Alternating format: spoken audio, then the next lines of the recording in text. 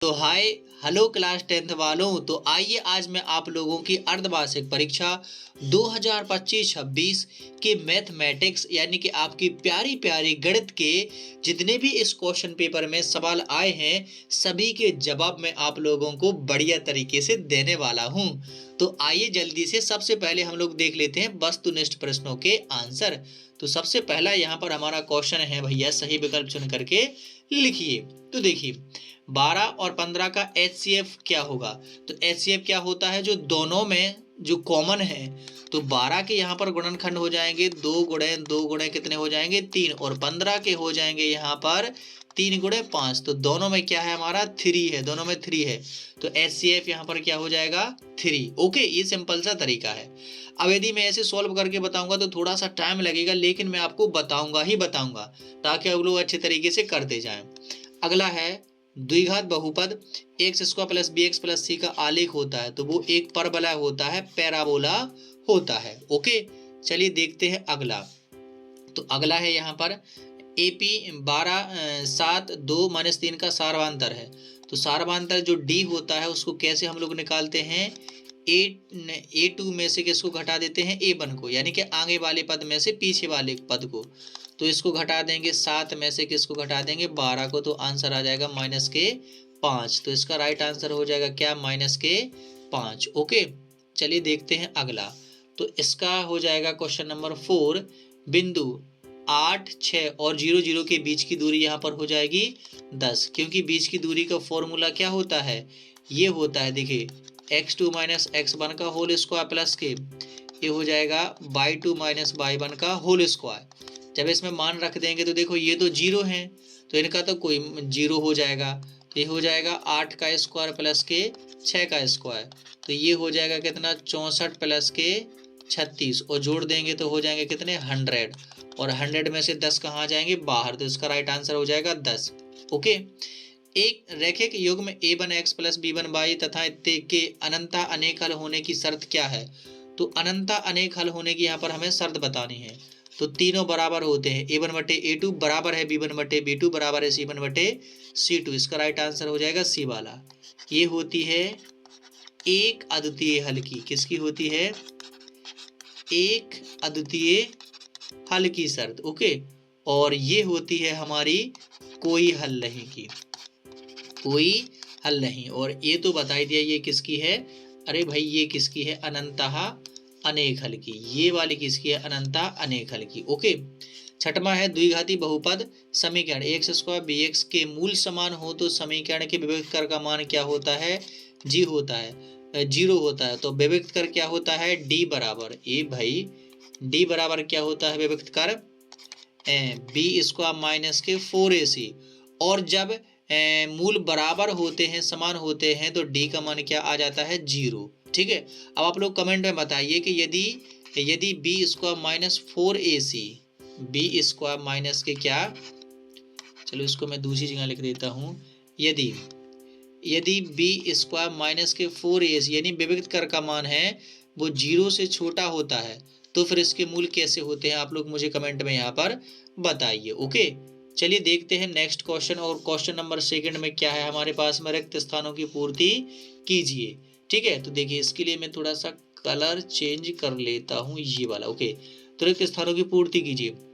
एक बहुपद जिसकी घात 3 होती है वह क्या कहलाता है, त्रिघाती बहुपद कहलाता है। एक कैसी संख्या है, ये तो आपको पता ही है, अपरिमेय संख्या है। यदि AP का प्रथम पद A और सारवांतर D हो तो n पद क्या होता है, AN बराबर A प्लस n माइनस वर्ग इंटू D। ओके, सभी वर्ग कैसे होते हैं, तो सभी वर्ग होते हैं समरूप, समीकरण के मूल होते हैं। तो एक बार इसके 0 लेते जाओ और एक बार इसको 0 के नीचे लेते जाओ। तो इसको हल करने से देखिए इसके मूल क्या आ जाएंगे, सबसे पहले इसको यहीं पर छोड़ेंगे, इसको 0 में ले जाएंगे तो ये पूरा 0 हो जाएगा। तो x का मान आ जाएगा, एक बार आ जाएगा कितना प्लस के 3, और एक बार इसको इसके 0 के बटे में ले जाएंगे तो x प्लस 4 बराबर 0 बचेगा। तो आ जाएगा हमारे पास में माइनस के 4। तो दो मूल आ जाएंगे, एक 3 एक -4। ओके, अगला क्वेश्चन यहाँ पर देखते हैं। तो छठवां, किसी वृत्त के बाह्य बिंदु से अधिकतम स्पर्श रेखा खींची जा सकती हैं तो 2। ठीक है, अब देख लेते हैं अगला क्वेश्चन, क्वेश्चन नंबर 3, और ये हमसे क्या कहता है, आइए जल्दी से इसको हम लोग देख लेते हैं। ओके, तो इसके लिए कुछ नहीं, कलर बढ़िया है। सत्य सत्य यहाँ पर हमें बताना है। रैखिक बहुपद ax प्लस बी का शून्य कितना होता है, तो ये बात बिल्कुल सत्य है। ओके, किसी बिंदु की बाई अक्ष से दूरी उस बिंदु का बाई निर्देशांक होता है, तो ये असत्य हो जाएगा। बाई अक्ष से दूरी उसका बाई निर्देशांक नहीं होता है, वो होता है एक्स निर्देशांक। क्या होता है वो?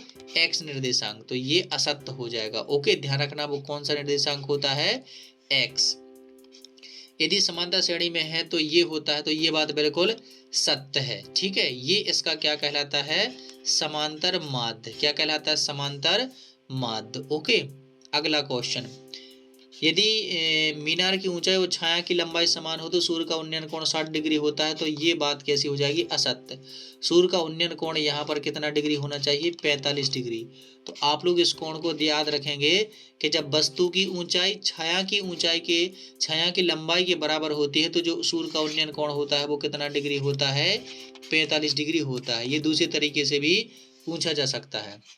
यदि दो वृत्तों की त्रिज्या समान हो तो वे सर्वांग सम होते हैं, तो ये बात बिल्कुल सत्य है, होते हैं। समरूप त्रिभुजों क्या लिखा है, समरूप त्रिभुजों के क्षेत्रफल समान होते हैं, तो ये क्या है, असत्य है, नहीं होते हैं।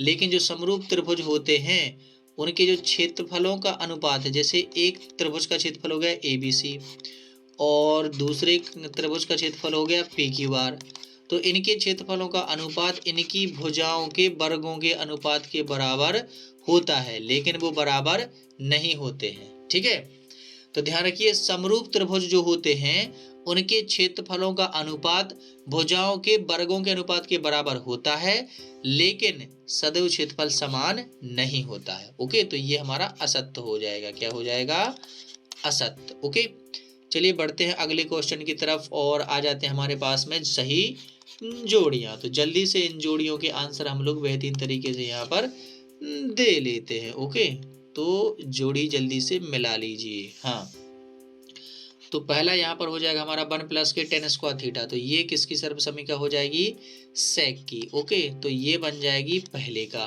दूसरे का है 1/tan, तो 1/tan हो जाएगा कॉट का, तो ये आंसर हो जाएगा दूसरा। कॉस थीटा, तो कॉस थीटा का मान होता है 1/sec थीटा, तो ये हो जाएगा तीसरे का। साइन स्क्वायर थीटा 25, तो देखिए एक समान है तो थीटा थीटा, तो इसका मान हो जाएगा 1, तो ये हो जाएगा हमारा चौथे का आंसर। समबाहु त्रिभुज का प्रत्येक कोण होता है 60 डिग्री का, तो ये 5वें का। और एक कोण अगर न्यून कोण कितना डिग्री है, 60 डिग्री है, तो फिर दूसरा कोण कितना डिग्री होगा, समकोण त्रिभुज का एक कोण 60 डिग्री है तो दूसरा कितना डिग्री होगा भैया, दूसरा होगा 30 डिग्री, तो ये आ जाएगा 6वें का उत्तर। ओके, तो ये हमारी हो गई सही जोड़ियां। अब आ जाते हैं हम लोग अगले प्रश्न में, और यहाँ पर है हमारे पास में एक वाक्य में यहाँ पर उत्तर देना है। ओके, तो द्विघात समीकरण X square plus B X plus C के विभक्त कर का सूत्र लिखिए, तो ये होता है D बराबर बी स्क्वायर माइनस के 4AC। ओके, किसी रेखाखंड के मध्य बिंदु निर्देशांक ज्ञात करने के सूत्र लिखिए, तो मध्य बिंदु के निर्देशांक m बराबर होते हैं x1 प्लस के x2 बटे में 2, y1 प्लस के y2 बटे में 2, ये हो जाता है। ठीक है, एक वृत्त की कितनी स्पर्श रेखाएं हो सकती हैं, एक वृत्त की कितनी स्पर्श रेखाएं हो सकती हैं, तो अनंत हो सकती हैं। ध्यान रखिए, अनंत स्पर्श रेखाएं हो सकती हैं। बिंदु P 2, 3 की x अक्ष से दूरी है, ये क्लास 9th में भी आया है, तो x अक्ष से इसकी अपन को क्या बतानी है, दूरी। x अक्ष से दूरी यानी कि y का मान, तो हो जाएगी 3 इकाई। ठीक है, अरे इकाई लिखना था, क्या लिख दिया, 3 इकाई, क्या हो जाएगी 3 इकाई। ओके, हाँ, अगला क्वेश्चन, दृष्टि रेखा की परिभाषा दीजिए और वृत्त के स्पर्श बिंदु की परिभाषा दीजिए। तो ये रही दृष्टि रेखा की परिभाषा और ये रही वृत्त के स्पर्श बिंदु की परिभाषा। ओके, तो यहाँ पर हमने सारे के सारे वस्तुनिष्ठ प्रश्नों को हल कर लिया है। अब आप लोग मुझे बताइए कि आप लोगों के विकल्प हैं वो कितने यहाँ पर नंबर के गए हैं। अब आ जाते हैं हमारे 2-2 नंबर के क्वेश्चंस। ओके, तो ये देखिए क्वेश्चन नंबर 8वां, क्वेश्चन नंबर 9वां, और ये हमारा 10वां, और ये हमारा क्वेश्चन नंबर 11वां है, ये हमारा क्वेश्चन नंबर 12वां, ये हमारा 13, 14, और ये हमारा हो जाएगा क्वेश्चन नंबर 15, 16, और ये हमारा हो जाएगा क्वेश्चन नंबर कौन सा, ये 17। ओके, ये 18, और ये हमारा क्वेश्चन नंबर 19, 20, और ये 21 और 22, और ये हो जाएगा लास्ट क्वेश्चन नंबर 23। ओके, अच्छा सर आपने ये आंसर तो बताया नहीं है।